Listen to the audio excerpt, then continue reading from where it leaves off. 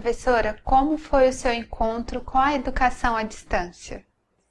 Olha, meu encontro inicial foi de muito preconceito, né? Foi na década de 80, eu cheguei na universidade em 82, e quando eu via falar, eu olhava assim, isso não é sério, isso não é de quem é acadêmico, né? Isso, quem se dedica à educação à distância não são pessoas academicamente sérias.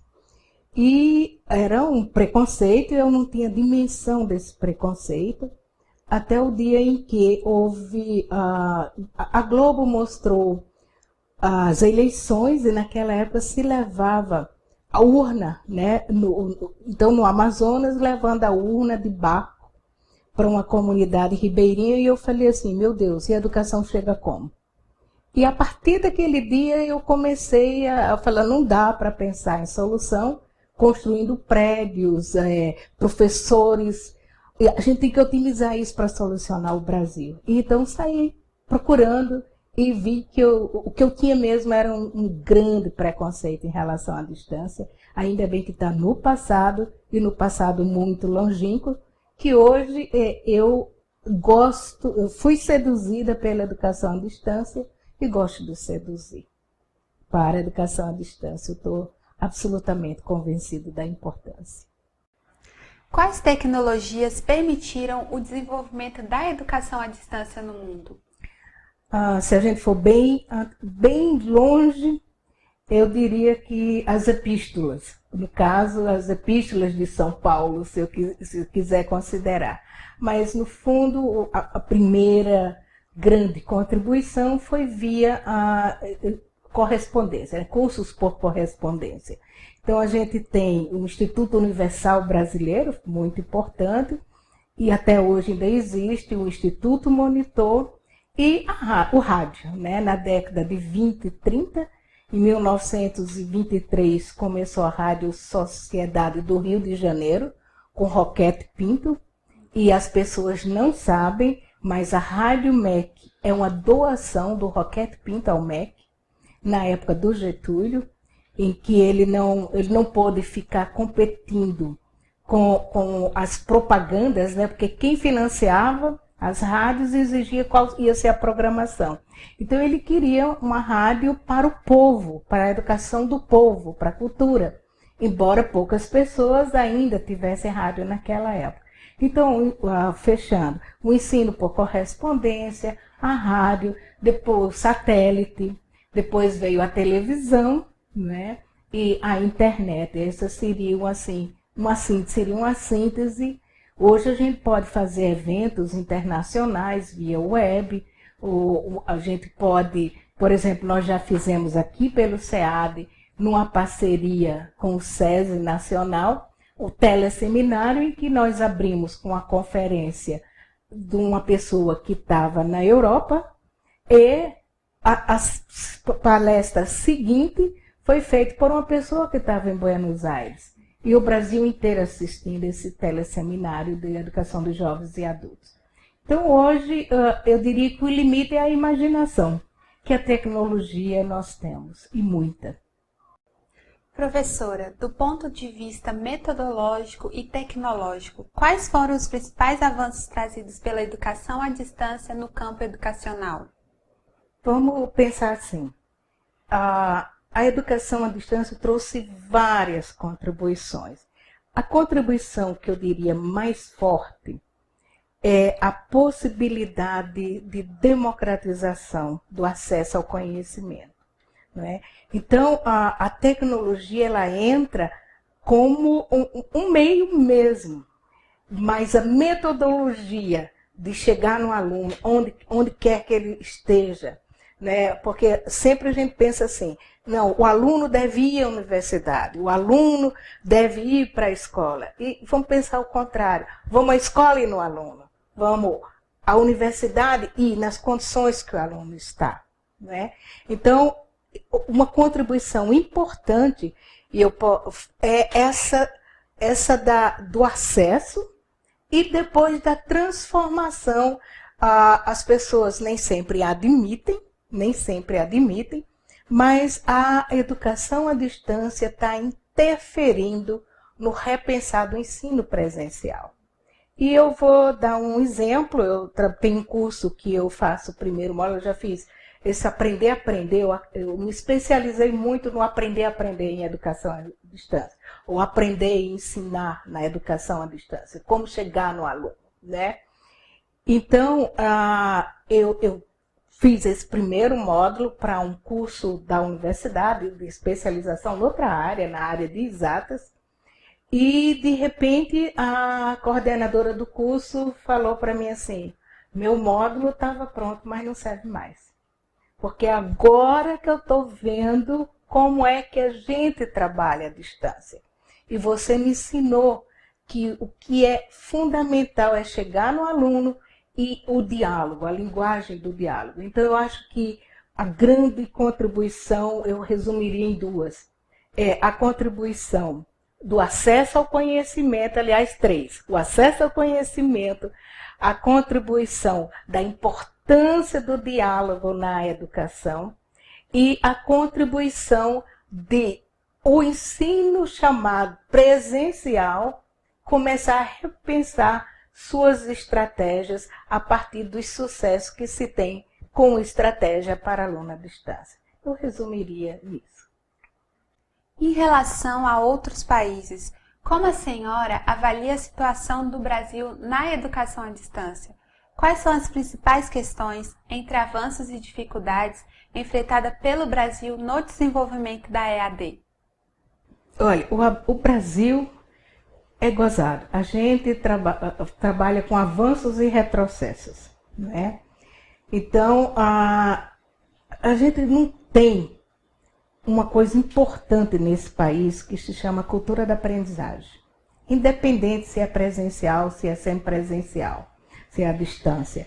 A cultura da aprendizagem é aquela que pensa que as situações são situações de aprendizagem, situações de vida, a situação da escolarização. As pessoas, nós fomos programados para aprender.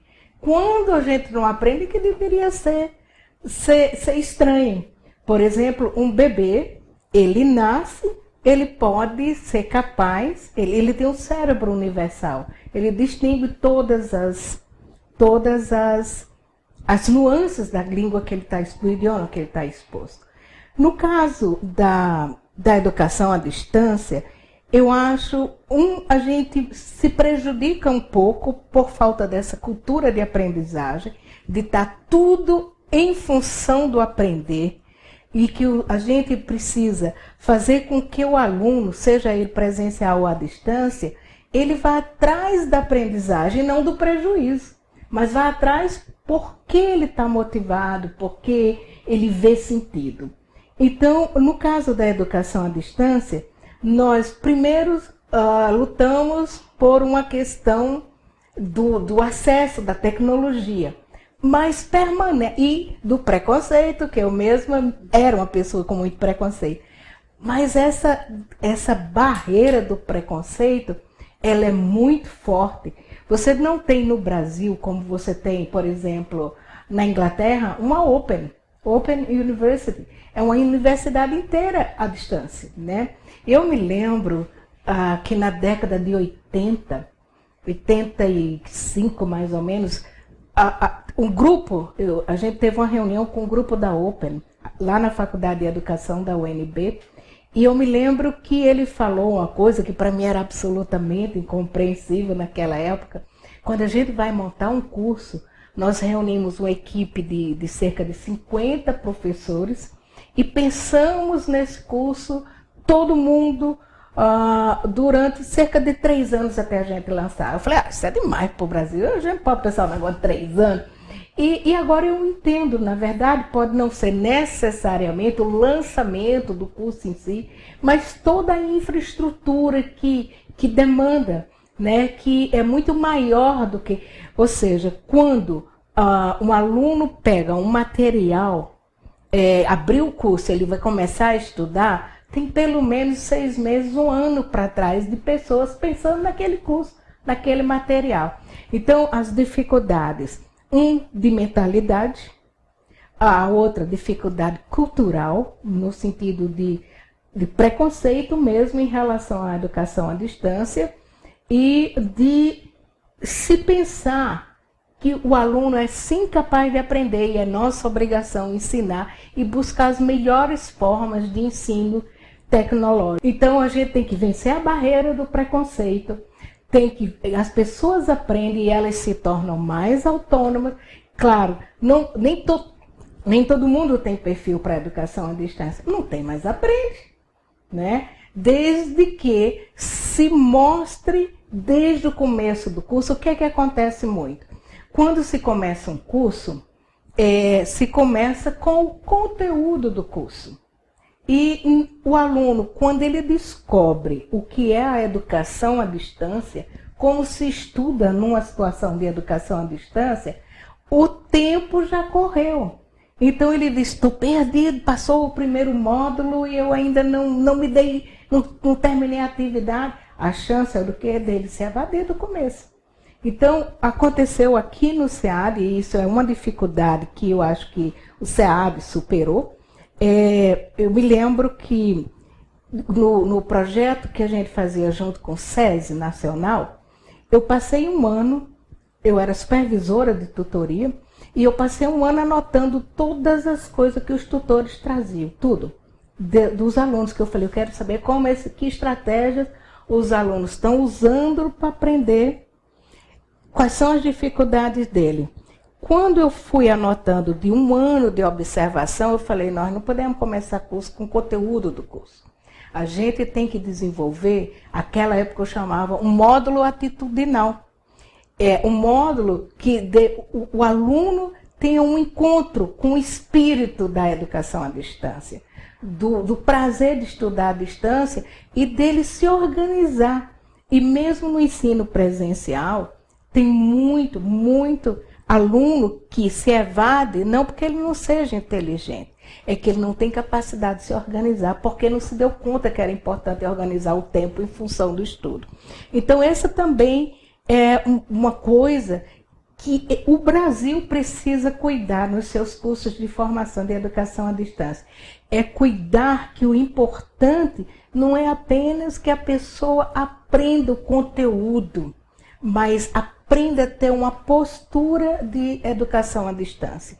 E isso, por exemplo, a educação à distância, ela chega em jardim de infância na Austrália, não é? Então, não existe essa impossibilidade. Existem caminhos de se solucionar.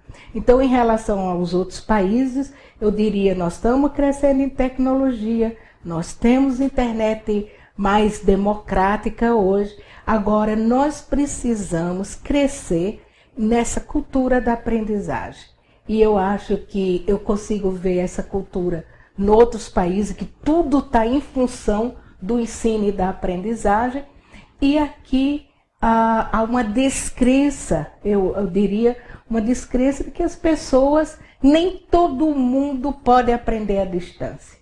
Por quê? Quem disse?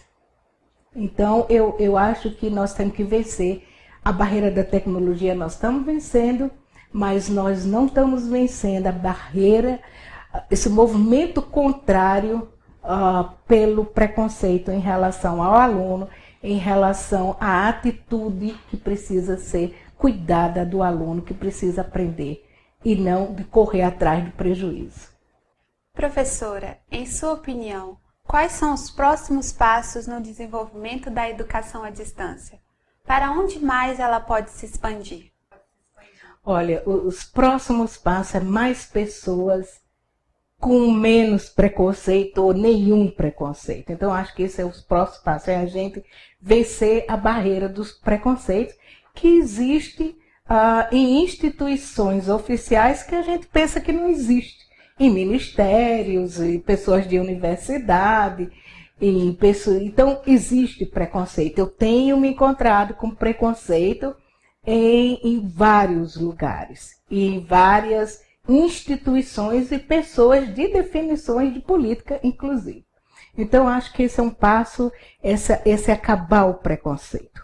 Segundo, eu penso que uma coisa importante que está acontecendo no Brasil é a Universidade Aberta do Brasil, mas ela ainda funciona quase como uma ação paralela à ação dos cursos presenciais. Então, para você ter uma ideia, quando a gente de universidade, se eu trabalho na universidade, na pedagogia, se eu dou uma disciplina na UAB, que é a Universidade Aberta, se eu dou disciplina lá, não conta para a minha carga horária. Então, eu tenho uma carga horária obrigatória e a UAB é a mais. Por que a mais? Porque existe uma bolsa. Então, o que define carga horária do professor? É porque ele tem remuneração? Não tem remuneração a mais? Eu acho que está se precisando nesse país, para a gente avançar, e a UAB é uma experiência importante, como é que vai ser esse diálogo cada vez mais estreito do funcionamento da Universidade Aberta do Brasil, junto com cursos presenciais. É um curso só de pedagogia, a metodologia varia. Agora, é carga horária do professor. Então, eu dou esse exemplo, por quê? Porque esse exemplo mostra como ainda não se tem a mentalidade que a gente precisa ter para trabalhar a educação à distância, no sentido de juntar todos os esforços, o melhor da nossa competência, o melhor do nosso entusiasmo, o melhor da nossa paixão para ensinar. E o aluno aprender e ficar com o desejo de aprender mais. Eu sempre costumo dizer que se chegar no último dia de aula da minha disciplina e o aluno sentir aqui acabou a disciplina, eu terei dado um péssimo curso. Porque quando eu entro para dar um curso, eu quero que as coisas que a gente discutiu sejam uma questão que vai transformar a vida dele e ele está se lembrando e reconstruindo e reconsiderando. E eu acho que educação é isso. Educação é marcar vidas e fazer a vida diferente. E a educação à distância é a maior chance de marcar pessoas e fazer uma educação de qualidade que contribua para o desenvolvimento e aprendizagem no plano pessoal, social, político, econômico, ter consequências que coloque a pessoa, a sua comunidade e o país para frente. Isso é educação. E a educação à distância, ela tem essa condição de fazer isso com mais pessoas, em menos tempo e revolucionar muito mais.